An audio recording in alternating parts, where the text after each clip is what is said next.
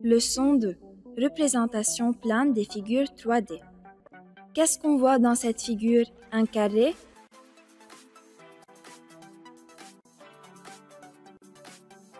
Non, en réalité, il s'agit d'un cube ayant 6 faces, dont chacune est un carré.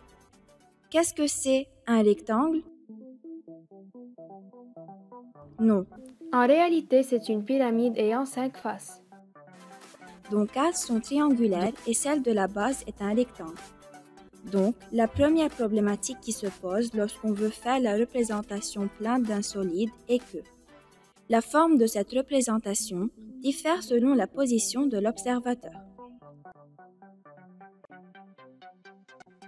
Prenons l'exemple suivant.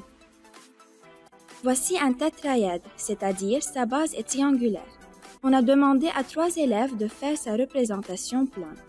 Voici la procédure de Jade, celle de Alain,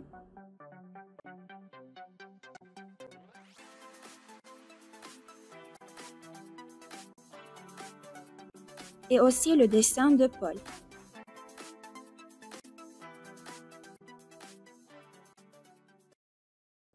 Or, dans le dessin de Jade, la forme de la base n'est pas précise, donc une telle façon est déconseillée. Alain a précisé la forme de la base, mais sa figure n'a pas un aspect tridimensionnel. Alors que la figure de Paul montre également les parties visibles et les parties cachées du tétraèdre. En précisant la forme de la base.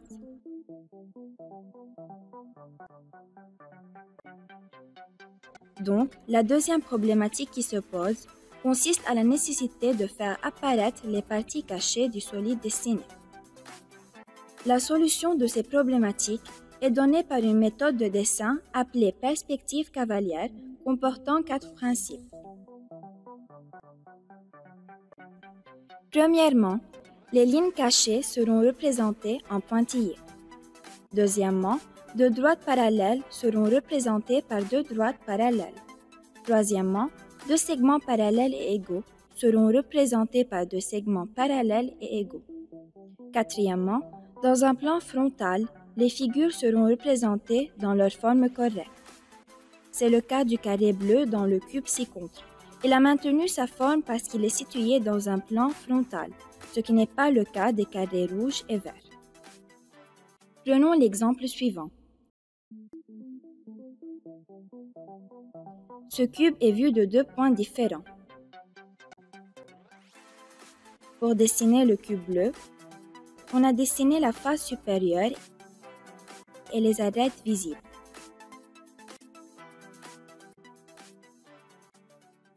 Dessinons ensuite les arêtes cachées pour compléter la vue.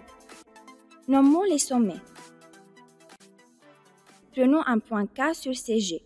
Joignons le segment DK en trait continu parce qu'il est visible, alors que le segment HK est représenté en pointillé parce qu'il est caché et situé dans la face BCGH. De même pour le segment BG. Pour dessiner le cube vert, on procède de même.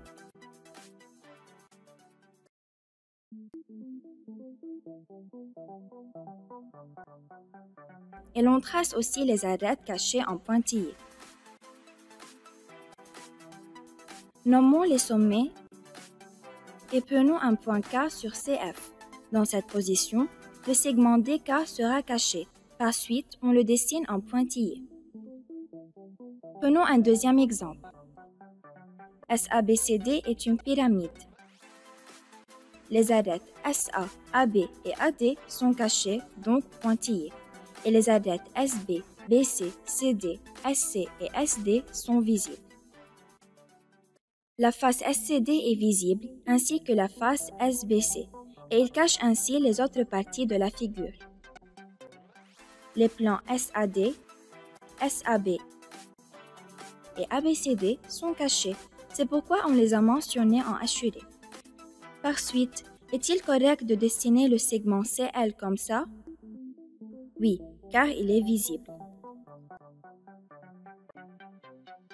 Est-il correct de dessiner le segment AL comme ça?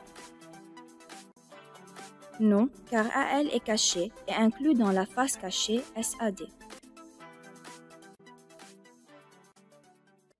Est-il correct de dessiner AC comme ça? Non, car selon la perspective de la figure, AC est caché.